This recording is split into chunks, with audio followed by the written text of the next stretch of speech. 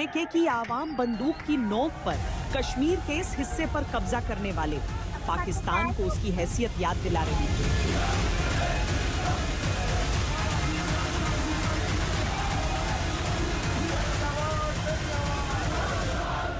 ये लोग दहशतगर्द हैं, ये लोग पुरअमन है।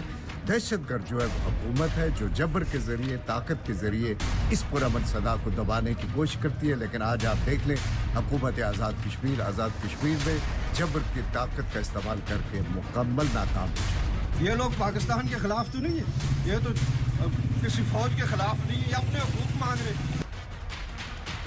पाकिस्तान के 75 साल के इतिहास में पहली बार पाक फौज और उसकी नाकारा सरकार को पीओजेके की आवाम से इतनी हिंसा और विद्रोह झेलना पड़ रहा है।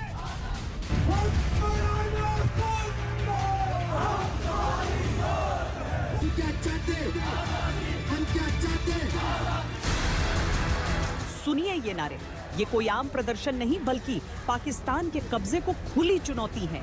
पीओजेके के रावलकोट में पूरी रात सड़कों पर जनता का गुस्सा दिखा। करीब 1.5 लाख लोग पाक सरकार के खिलाफ उतर आए। कई इलाकों से आए हजारों लोग रात भर डटे रहे। बच्चे हों, बुजुर्ग हों या युवा, सबकी एक ही मांग है, अब पाकिस्तानी हुकूमत की मनमानी नहीं चलेगी। हमारे पास वापसी का कोई रास्ता नहीं है। अब या वतन है या कफन है, लेकिन याद रखें कि गोली सिर्फ सीने पे खानी है, सीने पे। कोई किस्म के पीठ पे गोली नहीं होनी चाहिए। क्यों?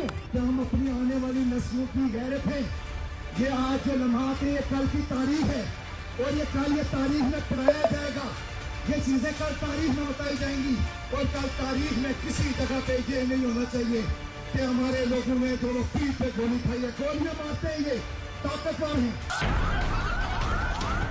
ये गुस्सा आज का नहीं है, सालों से जमी नाराजगी अब विस्फोट बनकर सामने आई है। 7 और 8 जून को रावलकोट में हालात तब बिगड़ गए जब महंगाई, आर्थिक संकट और राजनीतिक अधिकारों की मांग को लेकर लोग सड़कों पर उतर आए। प्रदर्शनकारियों का आरोप है कि सुरक्षा बलों ने सख्ती की, जिससे कई लोग घायल हुए और कईयों की जान चल गई। मुजफ्फराबाद से कोटली तक तनाव फैल गया।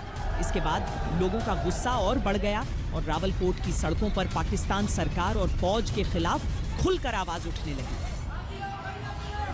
जो प्रदर्शन हो रहे हैं पीओके इलाके में, गिलगित बल्तिस्तान में, उनको पाकिस्तान इस प्रयास तो कर रहा है दबाने की। वो पाकिस्तान में और जगहों भी तो प्रोटेस्ट हो रहे हैं जिनको पाकिस्तान दबा नहीं पा रहा है। बलूचिस्तान में भी तो जो हो रहा है उसको पाकिस्तान दबा नहीं पा रहा है। और इसका फंडामेंटल रीजन मेरे विचार से जो पाकिस्तान की जो हुकूमत है, जो एलीट है, of course the army and Munir and Shahbaz, तो पाकिस्तान ने अपने अंदरूनी हालातों को सुधारने के लिए और इम्प्रूव करने के लिए अटेंशन ही पे नहीं करा। अब उसी का काफी कुछ अंजाम जो निकल के आ रहा है हर जगह में, बलूचिस्तान में, खैबर में भी, कश्मीर में भी, इधर पीओके में भी, उसका रिजल्ट है। हालात इतने तनावपूर्ण हो गए हैं कि प्रशासन ने कई जगह इंटरनेट सेवाओं पर रोक लगा दी। लोगों को पकड़कर जेलों में डाल दिया गया। लेकिन प्रदर्शनकारी पीछे हटने को तैयार नहीं दिखे। जानकारों का मानना है कि पीओजेके में ये हाल के वर्षों के सबसे बड़े और संगठित आंदोलनों में से एक बन गया है। आंदोलन राजनीतिक अधिकारों और शासन व्यवस्था के खिलाफ व्यापक विरोध का रूप लेता दिखाई दे रहा है। इस बार ये जो हुआ है ये अनप्रेसिडेंटेड है। मतलब इतना लोगों में द्वेष, इतनी उनकी जो अंदर से फ्रस्ट्रेशन है बाहर निकल के आ रही है, ये एक्चुअली एक्यूमुलेट होता रहा है क्योंकि उनको जो पीओजेके है उसको एक तरीके से उन्होंने गुलाम बना रखा था। कहने को उनके अपने प्राइम मिनिस्टर है, प्रेसिडेंट है, सुप्रीम कोर्ट है, ये सारी चीज़ें कोई मतलब नहीं रखती क्योंकि वहाँ चलाया जाता है। इस्लामाबाद से एक फेडरल मिनिस्टर है इंचार्ज ऑफ पीओजेके, जिसको आज़ाद कश्मीर कहते हैं वो, तो उसका बजट भी वहाँ बनता है, वहाँ काम भी सारा वहीं से होता है, सब वहाँ से अपॉइंट होते हैं। उनके ऊपर जब तशद्दुद हुई और जब 40-50 हज़ार लोग एक जगह रावलकोट में इकट्ठे हो गए, यहाँ गोलियां आपस में चल रही हैं, तो ये एक बड़ा मुद्दा बन गया है और पाकिस्तान के अंदर भी लोग हैरान हैं और इसको जल्दी से जल्दी वो एड्रेस करना चाह रहे हैं, पर मुझे नहीं लगता इतनी जल्दी हल होने वाला क्योंकि काफ़ी कम्प्लेक्सिटीज़ आ गई हैं इसके अंदर। जॉइंट अवामी एक्शन कमेटी के बैनर तले हजारों लोग अपनी 38 मांगों को लेकर डटे रहे। सस्ती बिजली, गेहूं की पर्याप्त आपूर्ति और पीओजे के विधानसभा में गैर निवासियों के लिए आरक्षित 12 सीटों को खत्म करना, ये उनकी मांगे हैं।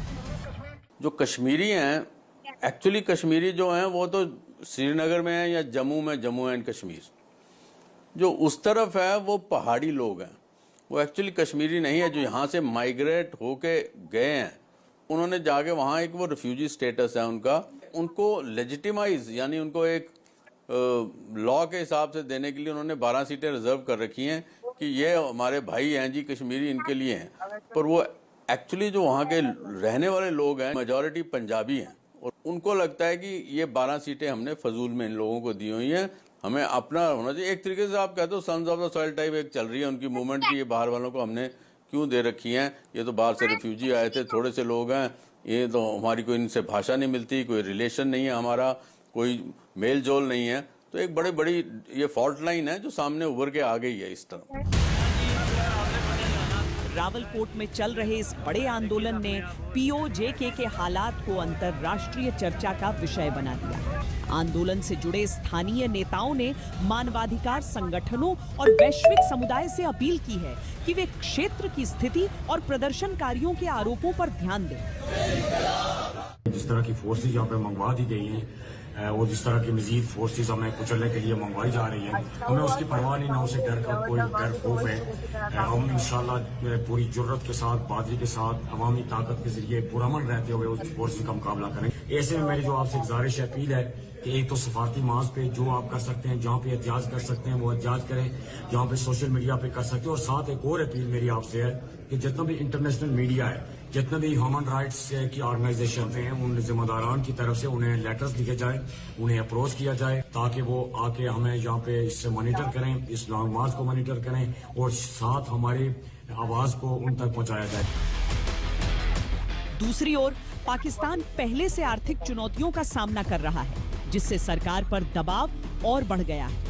रावलकोट के साथ साथ कोटली, भीमबर, ददियाल, सुन्नुत और पालनदरी जैसे इलाकों में भी विरोध और असंतोष की खबरें हैं। इससे साफ है कि नाराजगी अब किसी एक शहर तक सीमित नहीं रह गई, बल्कि व्यापक रूप लेती दिखाई दे रही है।